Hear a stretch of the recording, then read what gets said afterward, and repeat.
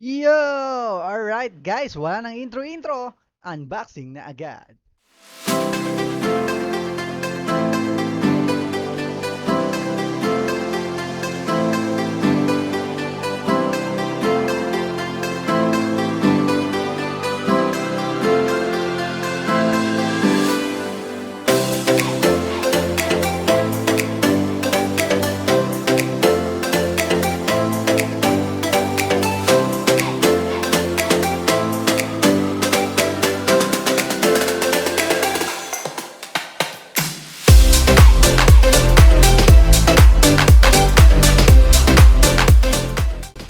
Alright guys, so here's the mouse.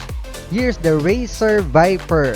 Okay, so as you can see, ito yung itsura niya, 'di ba? Ang ganda, no? At kasalukuyan naka-plug in na siya sa aking computer. That's why makikita niyo na yung kanyang logo over here, no? Yung Razer logo na umiilaw, 'di ba? Ang ganda. Nagbabago-bago siya ng kulay and I'm not sure pero I think pwede mo siyang steady lang sa isang kulay at i-customize. And makita nyo sa mouse, it has the normal design of the mouse. So of course, we have the left click, okay, and then the right click, and then the scroll or the wheel.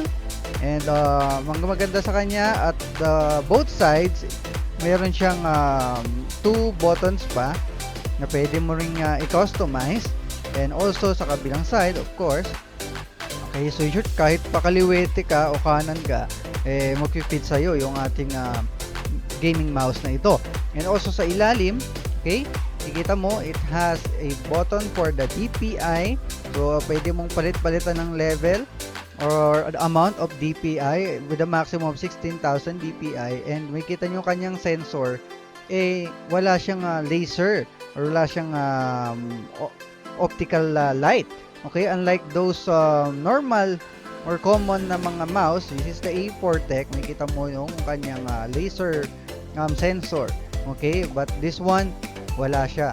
Okay, so basically, this is the Razer Viper.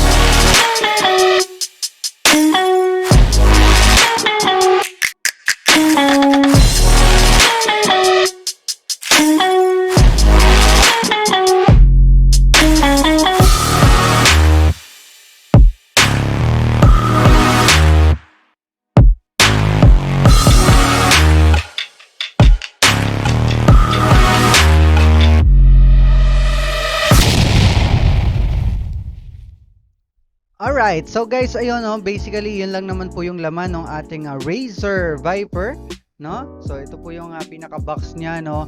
So ang ganda, first time kong magkaroon ng ganitong klase ng mouse. Although hindi ko pa siya natatry gamitin talaga, ngayon lang talaga siya na nabuksan, and I'm very, very excited. At dahil nga excited ako, dagdagan pa natin, no? We have another items, no, to unbox or to unpack. Okay, we have here the Surfer TV t-shirt. Alright, so nakikita nyo, di ba? Ang ganda ng kulay, ang ganda, it's embroidered. At para mas ma-appreciate natin yung kanyang itsura at design, i-fit na rin natin, tama? So, ready na kayo? Oh, let's go! Alright, eto na, no, guys? No? Astig, di ba? Ayan, no? Ayan, no? Teka, kita nyo ba? Teka, urong natin to. Ayan, no? This is the Surfer TV. Alright, so kitang-kita niya naman, no? So ito actually is regalo sa akin itong birthday ko, 'di ba? Nung nakaraan, it's October 11. So sa mga nanonood ngayon, guys, pwede pa pong humabol. Tumatanggap pa tayo, no? Pero hindi lang 'yan, hindi pa diyan nagtatapos kasi meron pa tayong SB product. Alright, ito po i-unbox natin, no? Ang ganda ng box, 'di ba? Triangle.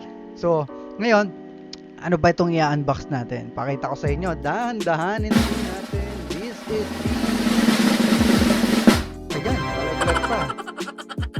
yan? Nawalaan nyo ba? Hindi? Oh, para makita nyo mabuti, this is the face mask. Okay?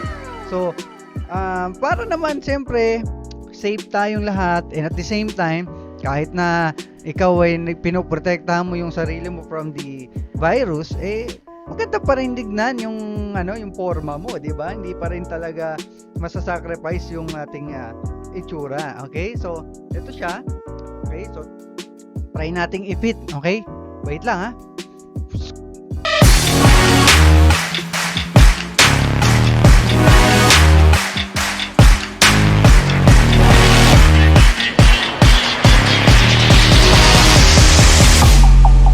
Okay, so naririnig nyo ba ako? Siyempre, medyo malabo, tama ba? Pero, ito po yung ating face mask, di ba? From the SV shirt, a limited edition banana, bandana. Ano ba yan? Bandana mask, okay? The true purpose of wealth is to help others. Sam Versosa, alright, the CEO of the Front Row Philippines. Hello, what's up sa lahat? And of course, speakers. Okay, ito pa di ba? Yung kanyang slogan or logo, di ba? The true purpose of wealth is to help others. Alright, so, ang ganda. Madami na pa nahulog kanina. Ayan, another sticker. Okay, ito mismo, yung other design. Meron siyang ganito, red. Kung mahilig kayo sa ganyang design. I think meron din siyang black and white. So, kuha na kayo hanggat meron pa. Nako, kontakin nyo ako. Kontakin nyo yung mga kilala nyo sa front row para magkaroon din kayo ng katulad nito. At syempre, dahil nahirapan ako magsalita, tanggalin na natin. No? Ang hirap Alright, so, ayun. So, basically, ito po yung design. Ang ganda. Natuwa ako. No? Hindi ko inaasahan na ganito yung kalalabasan nitong bandana mask, no? Bandana mask po, hindi banana mask, no? So, as you can see, ang ganda ng design niya. Yung tela niya is, I think it's silk ba tawag dito, yung makintab. Okay? So, tapos double layer yung mask niya. Tapos meron siyang support sa tenga na pwede mong i-adjust through here para kung maluwag or masikip, mag-fit siya sa face mo. Okay? So, safe ka na, formado ka pa. Tama ba? So, yun po yung kagandahan dito sa mask na ito. Okay? So, yun po yung tatlong bagay na i-unbox at i-unpack natin for today. And sana nag-enjoy kayo sa shinare ko. Ito pong mga to ay regalo sa akin ng aking birthday. So, again, tumatanggap pa po ako. Di ba? Hindi, pero actually, nung nakaraan ko pa gustong i-share sa inyo itong mga items na to. I'm so excited kasi talaga na ma-experience or makita, especially yung mouse at itong shirt, diba? So, alam mo yun, sobrang excited ako. At speaking of excitement, no? Or exciting or excited, guys, alam mo, dapat lagi ka lang excited. Oo, sa lahat ng ginagawa mo, dapat lagi kang excited, 'di ba? Kasi ang buhay para ka lang din nag-unbox Oo, 'di ba? Kasi bakit? Everyday gumigising ka, everyday may bagong umaga. Bagong umaga, bagong pag-asa. So para mo lang din ina-unbox everyday yung buhay mo. 'Di ba? Yung araw-araw ina-unpack mo, and you should be very very excited kasi everyday merong bagong pwedeng mangyari sa iyo. 'Di ba? Whether negative or positive, nako, wag mo tignan yung negative. Ang titignan mo lang lagi is yung positive. Okay? Kaya dapat lagi kang excited. Kasi pag excited ka, mas magiging joyful ka, mas magiging happy, at mas ma-enjoy mo yung buhay mo. Siyempre, pag more excitement, more enjoy, more happy ka, more happy things will also happen to you. Okay, mga magagandang bagay mangyayari sa iyo, mga bagay na mas ikasasaya mo pa at ikasasaya ng ibang tao.